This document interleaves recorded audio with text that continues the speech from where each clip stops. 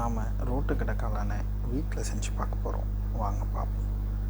First cut பண்ண காளான், அது கூட கொஞ்சம் முட்டைக்கோஸ், அதோட கொஞ்சம் கருவேப்பிலை, அப்புறம் கொஞ்சம் கார்ன்ஃப்ளவர் மாவு, தென் கொஞ்சம் சால்ட், அது கூட கொஞ்சம் மிளகாத்தூள் போட்டு நல்லா தண்ணி தெளித்து ஒரு பதத்துக்கு வர அளவுக்கு நம்ம அதை பிசைஞ்சு வச்சுக்கலாம். பதம்னா நம்ம வடை சட்டியில் போட்டு பொரிக்கிற அளவுக்கான பதம், அதாவது இந்த மாதிரியான பதத்துக்கு வர்ற அளவுக்கு நம்ம அதை பிசைஞ்சு எடுத்து வச்சுட்டு, திரும்ப கடாயில் கொஞ்சம் எண்ணெய் ஊற்றி, எண்ணெய் நல்லா காஞ்சதுக்கப்புறம் நம்ம பிசைஞ்சு வச்சுருக்க அந்த காளானை கொஞ்சம் கொஞ்சமாக எடுத்து அந்த எண்ணெய் சட்டியில் சேர்த்துட்டு கொஞ்சம் வேகிற வரைக்கும் வெயிட் பண்ணி இருந்துட்டு, அதுக்கப்புறம் நம்ம அதை இன்னொரு சட்டிக்கு மாற்றி வச்சுக்கலாம்.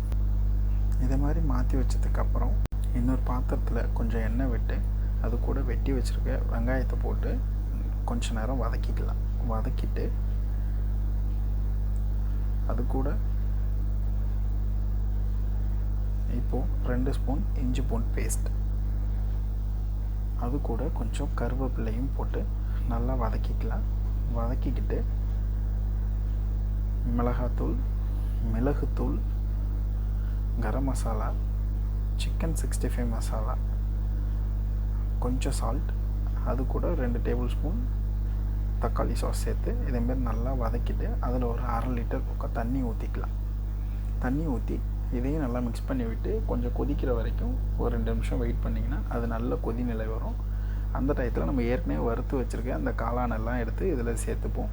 சேர்த்துட்டு ஒரு 2 நிமிஷம் நீங்கள் இதுமாரி வதக்கினாலே போதும், உங்களுக்கு இந்த திக்னஸ் வந்துடும்.